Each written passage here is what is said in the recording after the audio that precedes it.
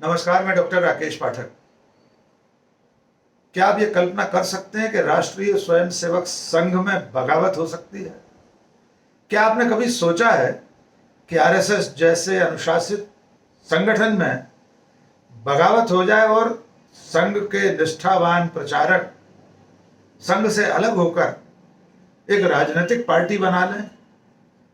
क्या आप ये कल्पना कर सकते हैं कि जिस वक्त देश के 5 राज्यों में चुनाव होने वाले हैं, उनमें से 3 ऐसे राज्य हैं जो राष्ट्रीय स्वयंसेवक संघ के गढ़ माने जाते हैं, मध्य प्रदेश, छत्तीसगढ़ और राजस्थान। ऐसे मौके पर संघ के वरिष्ठ प्रचारक और स्वयंसेवक संघ से अलग होकर ऐन चुनाव के मौके पर एक नई पार्टी बना लें। बिल्कुल, आप सोच नहीं सकते, लेकिन ऐसा हो गया है। और इस नई पार्टी की नींव आज मध्य प्रदेश की राजधानी भोपाल में रख दी गई है। संघ के वरिष्ठ प्रचारकों ने संघ से अपने आप को अलग करके भारतीय जनता पार्टी के सामने एक विकल्प के रूप में नई पार्टी खड़ी कर दी है।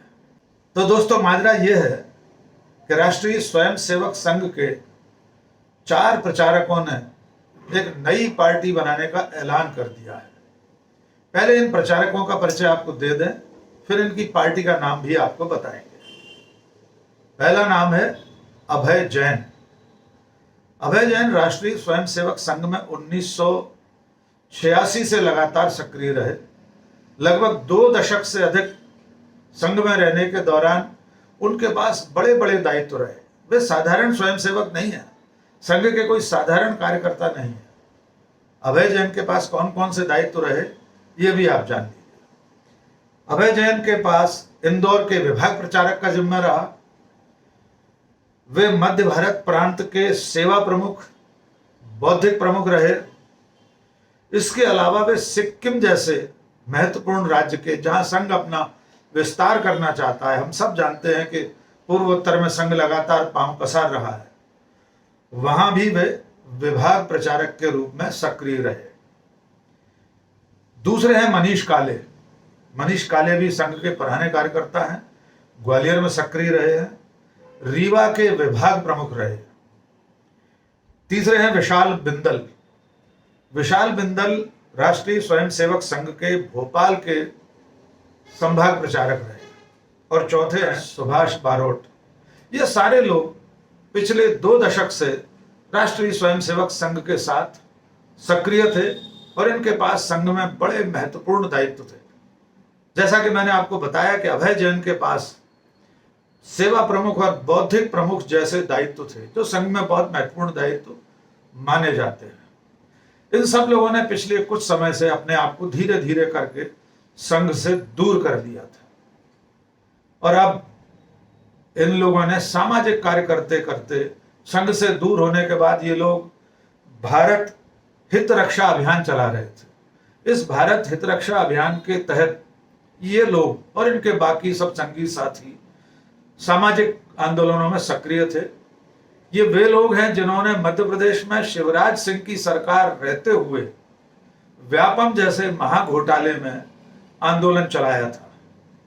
अभय जैन ने भारत हित रक्षा अभियान के बैनर पर 50,000 post card Madhya Pradesh high court को लिखवाए थे व्यापम की जांच के लिए। इसके अलावा भी लंबी फहरिस्त है उनके सामाजिक कामों की, जिसमें ओंकारेश्वर जो है उसको पर्यटन क्षेत्र बनाने का विरोध ये लोग करते आए हैं। इंदौर में जब दंगे हुए थे तब भी इन लोगों ने पीड़ितों की सहायता की थी। ग्वालियर में ठाटीपुर क्षेत्र में जो पेड़ों के कटने का सिलसिला चल रहा है पुनर्घनत्वीकरण योजना के अंतर्गत, उसके खिलाफ भी ये लोग आवाज उठाते रहे। और ऐसे समर्पित संघ कार्यकर्ताओं और प्रचारकों ने ऐन चुनाव के मौके पर एक नई पार्टी बनाने का ऐलान कर दिया है। आइए अब आपको इस पार्टी का नाम बताते हैं। इनकी नई पार्टी का नाम है जनहित पार्टी।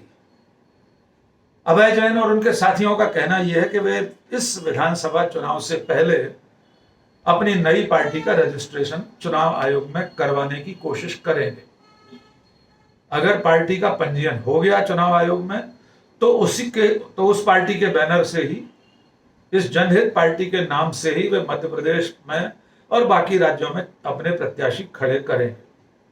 और अगर समय रहते उनकी इस नई पार्टी का रजिस्ट्रेशन नहीं हो पाया तो उनके प्रत्याशी निर्दलीय के रूप में चुनाव लड़ेंगे। अभय जैन का और बाकी क्या एजेंडा है, इनके साथियों का, इनकी पार्टी का, जनहित पार्टी का, इनका लक्ष्य क्या है, इनकी टैगलाइन क्या है, ये भी हम आपको बताते हैं। लेकिन उससे पहले आज भोपाल में जो इनकी बैठक हुई थी उसमें अभय जैन ने क्या कहा ये आपको सुनवा देते हैं। आइए सुनिए उस बैठक में अभय जैन क्या कह रहे हैं। वो राजनीति और सामाजिक काम का भेद ही खत्म हो गया। मेरे को अब लगता ही नहीं है कि ये कोई मैं राजनीतिक काम कर रहा हूँ। आंदोलन में भी मुझे कभी नहीं लगता था, मुझे लगता था सब कुछ सामान्य वैसे ही चलता है, अपनी जो मानसिक अवस्था है। और होते होते ऐसा लगने लगा कि अभी वो अपूर्ण है। सामाजिक काम की जो पूर्णता है वो समाज द्वारा बनाई हुई जो सबसे महत्वपूर्ण, सबसे बड़ी व्यवस्था है जिसको सरकार बोला जाता है। राजनीति कोई अलग चीज नहीं होती। राजनीति तो परिवार का भी राजकाज होता है, मुखिया के अंतर्गत सब चलता है, उसकी नियम व्यवस्थाएं होती है, उसका आर्थिक व्यवस्थापन भी होता है, समाजों का भी होता है, धार्मिक क्षेत्रों का भी होता है, संस्थाओं का भी होता है। वो सब एक प्रकार के छोटे छोटे स्टेक होते हैं। तो राज्य नाम, जो सरकार नाम की जो चीज है वो जनता के द्वारा खुद की व्यवस्थाओं के लिए बनाई हुई एक बहुत पुरानी, बहुत प्राचीन व्यवस्था है। उसको माना गया सरकार और उसको राजनीति के नाम से लोग पुकारने लगे। निर्णय कर लिया राजनीतिक दल बनाने का। 4 जून को इनके छापरी गांव में शाजापुर जिले के चंदूरी का जो घर है, घर पर ही बैठक की। तो विधिवत राजनीतिक दल के गठन की हमने जनता को सूचना दी। तो अभय जैन कह रहे हैं कि वे लगातार वर्षों से सामाजिक कार्य कर रहे थे, लेकिन राजनीतिक काम और सामाजिक कामों का जो भेद था उसे मिटाकर अब वे सीधे सक्रिय राजनीति में आ रहे हैं। संगठन तो सभी का संघ है, अभी आपका भी संघ ही है। वो देश के और दुनिया के सारे हिंदुओं का मातृ संगठन संघ है, तो वो एक अलग विषय है। पर एक स्वयंसेवक के रूप में समाज में अपनी अपनी गतिविधियां चलाना, उसके लिए संघ ने सबको भारतीय विचारधारा के अनुसार काम करने के लिए पूरी स्वाधीनता दी। तो पार्टी भविष्य में संघ से विचार देगी, संघ से कंसल्ट करेगी किसी मुद्दे? संघ ने तो पहले ही विचार दे रखा है पूरे देश के सब लोगों को, आपको भी दे रखा है। जब जरूरत, जिस तरह से भारतीय जनता पार्टी कंसल्ट करती है, विषय लेती है उनसे, तो उस तरह से आप भी कंसल्ट करेंगे संघ से? नहीं, हमारा कंसल्टेशन इनफॉर्मल रहता है, फॉर्मल नहीं रहेगा किसी से। फॉर्मल तो केवल हमारा जो फोरम है पार्टी का, उसी पर होगा विचार में। इनफॉर्मल के रूप में ये किसी से करें, हम किसी से करें, स्वतंत्र है। एक बड़ी बात हमेशा ये आती, आप पार्टी जब बनी तो भ्रष्टाचार के खिलाफ उन्होंने आंदोलन किया, पूरे देश भर ने समर्थन भी किया। पर जब पार्टी के रूप में अस्तित्व में आई और सरकार में आई तो उनका पूरा काम करने का ढर्रा बदल गया, फ्री वाली स्कीम शुरू हो गई। तो राजनीति में ये बड़ा मुश्किल होता है कि बिना फ्री स्कीम काम करें। आपके लिए सर्वाइव कैसे कर पाएंगे? यही तो चुनौती है हमारे सामने भी और आपके सामने भी। अपन मिलके निपटेंगे, उस पर कोई भविष्यवाणी करना अभी उचित नहीं रहेगा। कोर कमेटी में कितनी का पंजीयन अब होगा, अभी तो एप्लीकेशन हम देंगे। आज ये लोग सब प्रस्ताव कर दिया इन लोगों ने पार्टी के गठन का, कार्रवाई रजिस्टर पे हस्ताक्षर कर दिए, वो सब जमा करेंगे हम चुनाव आयोग को, तब वो उस पर विचार करें। इनकी जनहित पार्टी का जो टैग लाइन है उसका कहना यह है कि राजनीति से भागें या संभालें, यानी या तो राजनीति छोड़कर आप चले जाइए, भाग जाइए, या उसे संभालिए। तो अब ये संघ के प्रचारक राजनीति को संभालने आ रहे हैं। इसके अलावा इनका जो दृष्टि पत्र है, विजन डॉक्यूमेंट है, जो हम आपको स्क्रीन पर दिखा रहे हैं, उसमें इनने कई बातें कही हैं, जिसमें जो एजेंडा है खास तौर पर वो है हिंदुत्व के साथ गुड गवर्नेंस का, यानी अच्छा प्रशासन देने का वादा जनहित पार्टी कर रही है। इसके अलावा उनके जो लक्ष्य हैं उसमें है कश्मीरी पंडितों की घाटी से बांग्लादेशी घुसपैठियों को भारत से बाहर निकालना, पड़ोसी देशों से जो प्रताड़ित होकर हिंदू भारत में आ रहे हैं उन्हें नागरिकता प्रदान करवाना, अल्पसंख्यकों को जो विशेष अधिकार मिले हुए हैं, जो धारा 30 के अंतर्गत मिले हुए हैं, इनकी जनहित पार्टी ये कह रही है कि उस विशेष अधिकार को समाप्त करवाएंगे।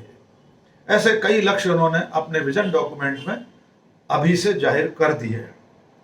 और आज जो भोपाल में बैठक हुई थी उसमें पूरे मध्य प्रदेश, छत्तीसगढ़, राजस्थान, बिहार, कई अलग अलग राज्यों से 200 कार्यकर्ता शामिल हुए थे। और खास बात यह है इस पार्टी की, इन संघ के भूतपूर्व प्रचारकों की, कि ये भारतीय जनता पार्टी को भी कांग्रेस की तरह ही मान रहे हैं। इनका कहना यह है कि 5 साल तक पार्टियां लोगों से झूठे वादे करती हैं, अनाप शनाप खर्चे होते हैं सरकारी कार्यक्रमों में, लेकिन जनता का हित नहीं होता। संघ के इन प्रचारकों का कहना यह है कि भारतीय जनता पार्टी भी कांग्रेस जैसी हो गई है, इसलिए उन्हें सक्रिय राजनीति में कूदना पड़ा है और वे संघ से छिटक कर आरएसएस से दूर होकर चुनाव की बेला में भारतीय जनता पार्टी के सामने ही मैदान में उतरने वाले हैं। देखना होगा कि ये लोग कब तक अपनी पार्टी रजिस्टर करा पाते हैं चुनाव आयोग में, और जब ये चुनाव लड़ेंगे तो इन्हें जनता का कितना समर्थन मिलेगा ये आने वाले दिनों में देखना होगा।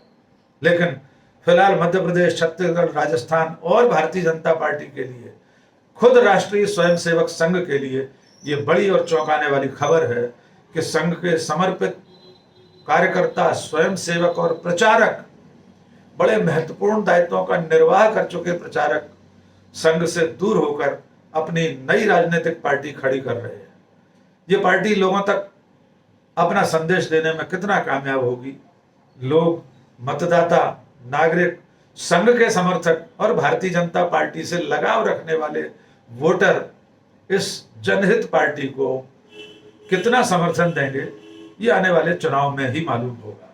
लेकिन फिलहाल संघ और बीजेपी के लिए यह झटका देने वाली खबर है कि राष्ट्रीय स्वयंसेवक संघ में बगावत हो गई है। आखिर में एक छोटी सी अपील, अगर आपने हमारा चैनल अब तक सब्सक्राइब नहीं किया है तो फौरन सब्सक्राइब कर लीजिए। कमेंट करके बताइए ये वीडियो आपको कैसा लगा, दोस्तों और शुभचिंतकों के बीच में साझा कीजिए। आज बस इतना ही, बहुत बहुत शुक्रिया। जय हिंद।